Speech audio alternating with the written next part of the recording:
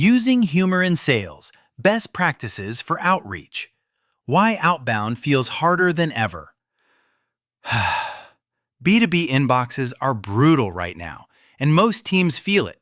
You can do everything right and still watch good sequences underperform. Large-scale benchmarks put average cold email reply rates in the low single digits, with one 2025 analysis reporting an average of 5.8% across 16.5 million B2B cold emails. When you're competing with dozens of similar messages, prospects default to ignoring anything that feels generic. That's the core problem for any sales development agency, SDR agency, or cold email agency. You're not just selling a product, you're selling attention. If your opener and subject line read like every other quick question email, even a strong offer gets buried. In that environment, tone becomes a lever, not a nice to have. Strategic, low-risk humor is one of the few ways to introduce personality without sacrificing professionalism. We're not talking about trying to be a comedian. We're talking about sounding like a sharp, self-aware human who respects the prospect's time. When humor is anchored to real work pain, it creates a fast pattern interrupt that makes the next sentence more likely to be read. What the data says: humor wins attention when it's controlled.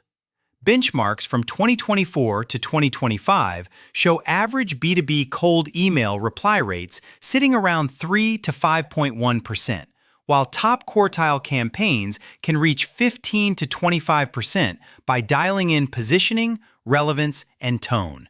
Humor isn't a magic trick, but it can move the top of the funnel where most sequences die: opens. Analyses citing Experian have reported humorous subject lines driving 33% higher open rates, and other recent summaries report lifts of up to 47% in some cases.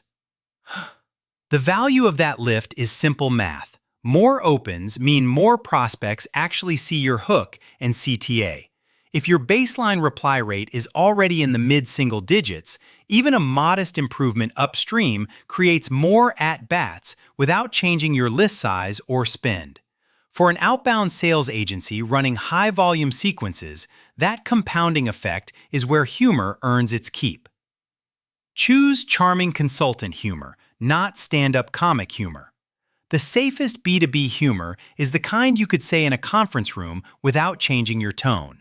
Self-deprecation, light observational lines about meetings, tool sprawl, or calendar chaos work because they're relatable and non-threatening. The goal is to signal confidence and self-awareness, not to win laughs for their own sake. Humor also needs to match the persona and industry. A Series A SaaS founder may tolerate a slightly more playful line than an enterprise finance leader, and regulated industries typically respond better to understated, empathetic phrasing.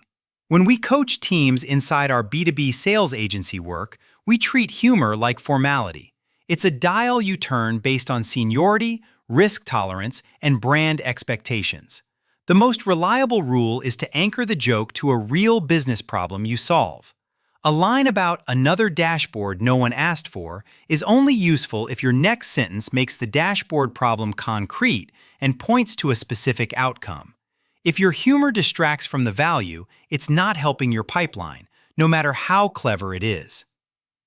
Where humor fits in the cadence: email, calls, and LinkedIn. In email, the lowest risk place to test humor is the subject line because it's short and easy to A/B test. That's where you'll often see the biggest top-of-funnel impact, including reported lifts like 33% higher opens and up to 47% in certain datasets. The key is to keep the humor business relevant and immediately understandable, not random joke energy that confuses the reader. In the body of a first-touch email, we recommend nearly invisible humor. One sentence that acknowledges the interruption and then transitions directly into the pain and value. The bolder humor typically belongs later, touches 3 to 5 and breakup emails, where prospects already recognize your name and a straight-laced nudge is easy to ignore. This is especially useful for outsourced sales teams and sales outsourcing programs that need consistent tone across high volume. On the phone, humor works best as a short pattern interrupt, not a punchline. A cold calling agency or cold calling team can coach reps to use one quick, low-risk line to acknowledge the interruption, then ask for permission to continue and get back to business. The same applies to LinkedIn outreach services. A light opener can work, but only if the rest of the message stays crisp, relevant, and respectful. Write the value prop and CTA first, then add one line of low-risk humor that makes the prospect more willing to read it. How to make humor convert, not just entertain. The conversion test is simple. If you delete the joke, does the email still have a strong reason to respond? Humor should support your positioning, not replace it. That's why we structure messaging the same way, whether we're running a cold email agency program or B2B cold calling services. Clear problem, clear outcome, clear ask, then a light touch of personality.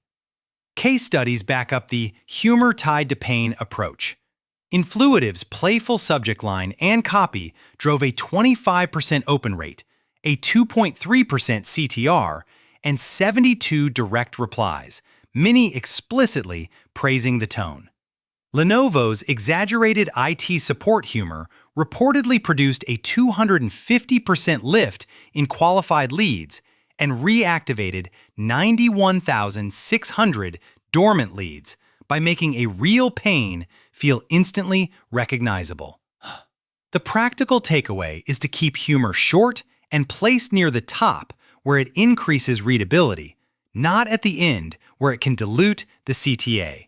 One line is usually enough to create warmth and memorability, especially in enterprise outreach where credibility matters.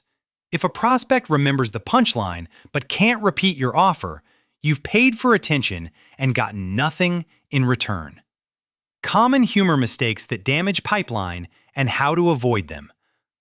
The fastest way to lose deals is edgy humor designed to stand out. Sarcasm, innuendo, politics, religion, stereotypes, or anything targeting personal appearance turns mild disinterest into real brand harm, especially in regulated or executive-facing outreach. Our rule of thumb is conservative and effective. If you wouldn't say it in front of the prospect's CEO and HR in the same room, it doesn't belong in your outreach. Another common error is blasting the same joke to an entire list. Humor is persona sensitive. What feels witty to startup operators can read as childish to enterprise finance, healthcare, or government buyers. If you're running pay-per-appointment lead generation or pay-per-meeting lead generation programs, segmentation is not optional. Your messaging has to reflect seniority, industry norms, and risk tolerance. Finally, be careful with visual humor like GIFs and memes.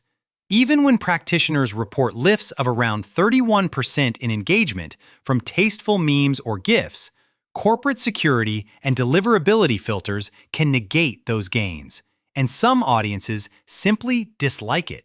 If you want to test visuals, do it after engagement is established. Monitor unsubscribes and negative replies closely, and keep your first touch emails primarily text-based. How to operationalize humor across an SDR team. To scale humor safely, you need guardrails and process, not let reps freestyle. We recommend a one-page humor policy that defines what's inbounds, self-deprecation, light industry observations, and what's off-limits, protected classes, politics, trauma, anything mean-spirited. Then create a small library of pre-approved openers and subject lines by persona, so your SDR agencies and internal teams can move fast without improvising risk. From there, treat humor like any other conversion lever. Test it, tag it, and let data decide. We've seen in our own internal A/B tests that humor-optimized templates can drive 41% higher reply rates, get responses 19% faster, and reduce unsubscribes by 63% compared to more formal variants when applied to the right audience. Practitioners also report puns increasing opens by around 22%, which makes subject line testing an easy place to start. AI can help with scale, but humans have to be the filter. Use AI to generate options and personalize, then require manager review for cultural nuance, industry tone, and seniority fit before it ships. At SalesHive, we combine that approach with our outbound execution across email and cold call services so clients get consistent voice, whether they hire SDRs internally or partner with our B2B sales outsourcing team. Next steps. Build a repeatable humor system you can defend. If you want humor to improve pipeline, instead of creating one-off wins, start with a controlled experiment. Pick one sequence, A/B test a humorous subject line against your current control, and keep the body copy constant so you know what caused the lift. In most teams, this is the fastest path to learning because it's low effort, low risk, and measurable. Track outcomes beyond opens: reply rate, positive reply rate, negative reply rate, unsubscribes, and meetings booked per 1,000 sends. Humor that creates attention but increases negative sentiment is a net loss, especially for brands selling into enterprise accounts. The bar is not "people laughed."